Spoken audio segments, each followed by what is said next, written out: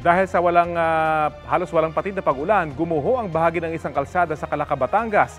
Kunin natin ang latest dyan sa ulat on the spot ni June Veneracion. June? Rafi, nandito kami ngayon sa bumigay na bahagi nitong Jokno Highway dito sa Calaca City, Batangas. Nitong Miyerkules ay napuntahan pa namin ito, Rafi, at nakadaan pa ang aming sasakyan. Pero ngayon ay motorsiklo at mga tao na lang ang pwedeng dumaan dahil sa panganib na dala ng gumuhong slope protection na resulta ng sunod-sunod na pag-ulan. Malaking hirap ang dulot ito sa mga residente at kanilang kabuhayan.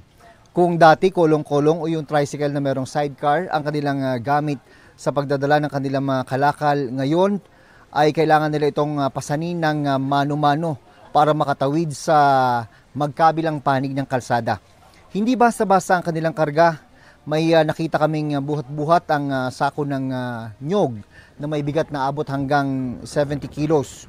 Yung iba naman ay kinatay na baboy na 50 kilos ang bigat. Ang hirap sa katawan ay kailangan nilang tiisin para meron silang kita at makain. Pero sana naman daw ay bigyang pansin ng gobyerno at ayusin ang kanilang problema para hindi naman araw-araw na ganitong hirap ang kanilang pinagdadaanan. Balik si Rafi.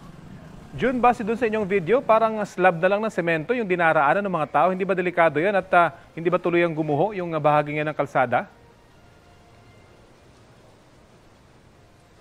Mukhang okay pa naman itong isang lane, Rafi, pero may mga nagko-control naman sa magkabilang panig nitong gumuhong bahagi ng highway at talagang pinagbabawalan yung mga sasakyan, mga kotse. Pinapayagan lang ay mga motorsiklo. Pero ewan natin, Rafi, gigilid lang ako para makita nyo yung live video nitong ilalim nitong highway na aking sinasabi.